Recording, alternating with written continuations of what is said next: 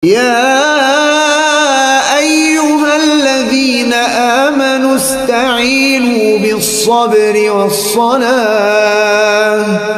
إن الله مع الصابرين.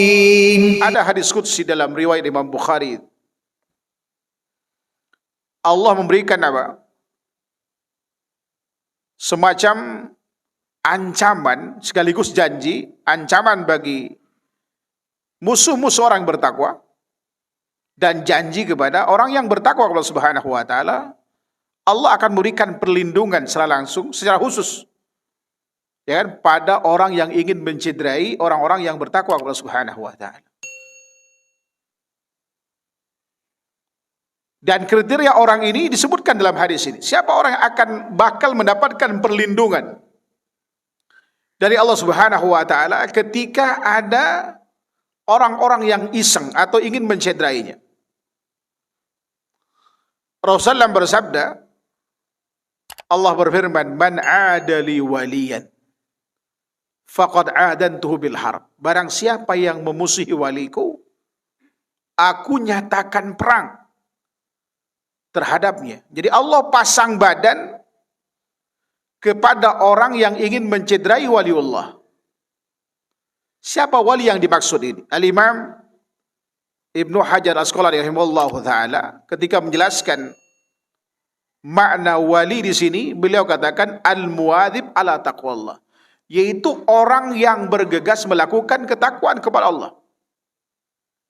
Ini berarti kewalian itu bukan hanya kapling, ya kan, orang-orang tertentu yang merasa punya garis keturunan baik gitu ya. Padahal waliullah itu semua kaum muslimin dia akan mendapatkannya, tentu walaupun tingkatan wali dengan satu sama lainnya berbeda. Seluruh kaum muslimin yang bertakwa kepada Allah adalah aulia Allah. Inna aulia Allah illal muttaqun. Ya kan? Dan Imam Taimiyah rahimahullahu taala mengatakan kewalian itu hanya didapatkan dengan dua hal. Dengan keimanan dan ketakwaan. Tidak karena keturunan, tidak pula karena Anda kena punya pesantren dan seterusnya, tidak. Lalu beliau sebutkan waliullah yang paling tinggi adalah para nabi yang paling tinggi para rasul yang paling tinggi adalah ulul azm. Ulul azm paling mulia adalah Nabi Muhammad sallallahu alaihi wasallam. Dan para wali itu hadir bisa sebagai pemimpin negara, ya kan? Bisa juga sebagai pengusaha, bisa juga dia petani, bisa juga dia sebagai ustaz, sebagai santri. Bukan karena sorbannya hijau, ya kan? Kadang-kadang kalau ceramah buat hal yang aneh, tiba-tiba kata, wah, melihat Rasulullah datang, pendusta itu, ya kan? Katanya Rasulullah salam sama anda tadi, itu pendusta. Bahkan saya lihat YouTube-nya, Masya Allah, ketika disorot, dia selalu pura-pura berdoa begini. Ya kan? Acting dia.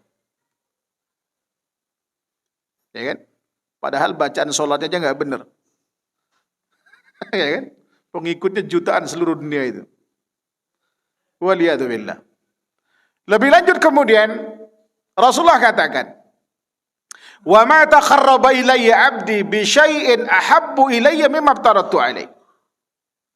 Tidak ada sesuatu yang dengannya hambaku mendekatkan diri padaku lebih aku cintai dari apa yang aku wajibkan padanya. Jadi ciri yang pertama, dia keimanannya benar. Yang kedua, dia menghidupkan ibadah yang wajib, yang Allah cintai. Selanjutnya, wala yazalu 'abdi yataqarrabu ilayya bin nawafil hatta uhibbah. Semasa hambaku mendekatkan diri padaku dengan ibadah sunnah di samping yang wajib, sampai aku jatuh cinta padanya.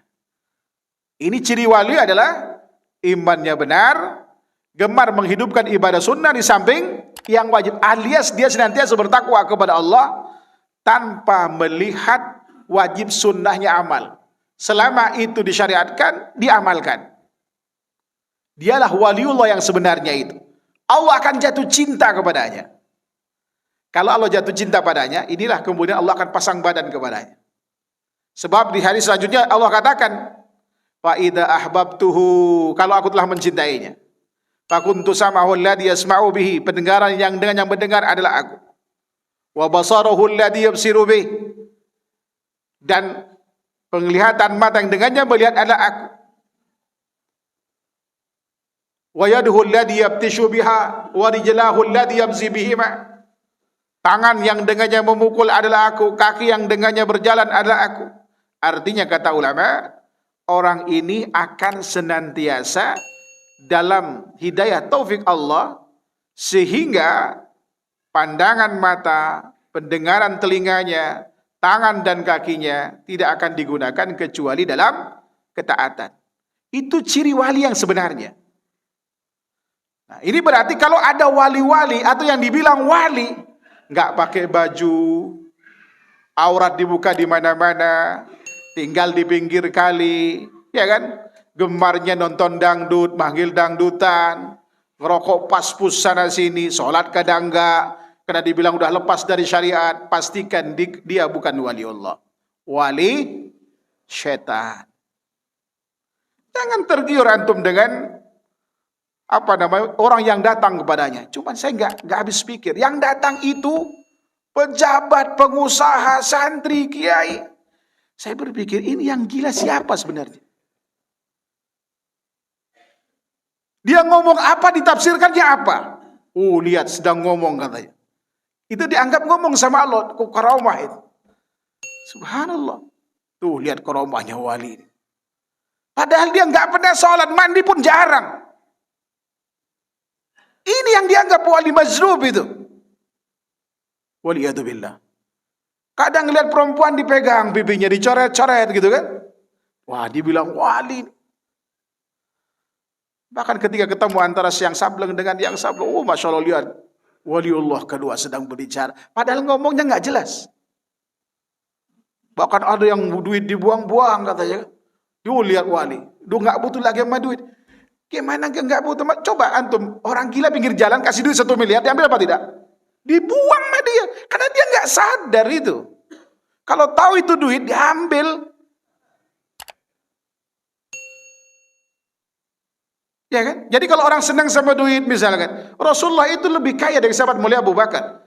Apakah antum berani katakan karena Rasulullah masih tahu duit, senang duit, lalu kemudian dibilang Rasulullah bukan wali? Sahabat mulia Abu Bakar orang kaya, Umar orang kaya. Ya apa tidak? Dan mereka wali yang sesungguhnya. Apalagi yang buat nyeleneh tadi itu. Di majelis yang melihat Rasulullah. Kita belajar hadis, belajar sahabat Nabi SAW. Saya nggak pernah dapat catatan atau cerita satu sahabat pun di majelisnya itu yang melakukan seperti ini. Tiba-tiba misalkan Umar bin Khattab sedang mengumpulkan sahabat, ngelihat, oh Rasulullah. Kenapa senyum wahai Umar? Amirul Mukminin. Tadi ngelihat Rasulullah SAW datang ngucapin salam sama kalian. Saya yakin digebukin itu sama sahabat. Enggak ada satupun sahabat yang melakukan itu gitu. Tapi sekarang Masya Allah, aneh-aneh orang. Ya kan? Jadi orang bertakwa kepada Allah Subhanahu wa Ta'ala, dalam hal ini adalah penghulunya dari Rasulullah SAW, itu akan mendapatkan pembelaan langsung dari Allah Subhanahu wa Ta'ala dengan caranya. Fa'idha sa'alani la'utiyanna, kalau dia minta aku kabulkan. Wa idza sta'adani la'udhanna, kalau dia minta perlindungan aku akan berikan perlindungan. Ya kan? Abu Muslim al-Khawlan, seorang tabi'in kibar, pernah saya ceritakan di sini. Ketika diminta untuk memberikan kesaksian tentang kenabian dan kerasulan Al-Aswad Al-Anasi, dia tidak mau. Yang menyebabkan dilemparkan ke bara api. Apakah dia terbakar? Tidak. Dia berdoa di tengah bara api itu. Sampai Al-Aswad itu ketakutan. Tolong jangan doakan keburukan buat kami gitu. Tapi bukan berarti antum sudah merasa saleh, tes kesalehan dengan melemparkan diri ke api. Insya Allah terbakar. Ini adalah karomah. Karomah itu tidak bisa diminta, Pak. Kalau ada orang mempertontonkan karomahnya, itu pasti bukan waliullah. Yang jelas wali setan. Coba lihat nih waliullah, saya jalan di atas air. Dibilang wali, terbang. Dia gunakan jin itu. Wali setan. Tapi orang yang bertakwa kepada benar-benar bertakwa kepada Allah, Allah akan turun dengan caranya untuk memberikan perlindungan pada hamba-hambanya. Bukan hanya itu, di saat sakaratul maut, apa kata Allah? Wa ma taraddatu an syai'in ana fa'iluh taraddudi an nafsi imri'in mu'min yakrahul mauta wa ana akrahu musa'ata. Aku tidak pernah ragu melakukan sesuatu yang harus aku lakukan, seperti raguku ketika mencabut nyawa seorang mukmin yang tidak menghendaki kematian, dan aku tidak mau menyakitinya. Artinya, kata para ulama, saking sayangnya Allah kepada hamba yang sedang tidak bertakwa, menghidupkan ibadah sunnah di samping yang wajib, di saat sakaratul maut Allah akan cabut dengan sakaratul maut yang paling ringan. Ya kan? Oleh karenanya, ketika kita melakukan ketakwaan kepada Allah Subhanahu wa taala, tantangan kita berat. Kita pakai gamis gini, bawa jalan tempat umum, minimal dibully. Ya kan? Bahkan sepada khutbah, Masya Allah, bawa ransel. Ya kan? Satpamnya itu giring sampai kita, ternyata, oh, Ustaz, mohon maaf Ustaz. Sampai segitunya di negara kita ini. Dicurigai. Bahkan dituduh macam-macam. Abaikan selama kita dalam kebenaran, ya kan? Abaikan apa kata orang.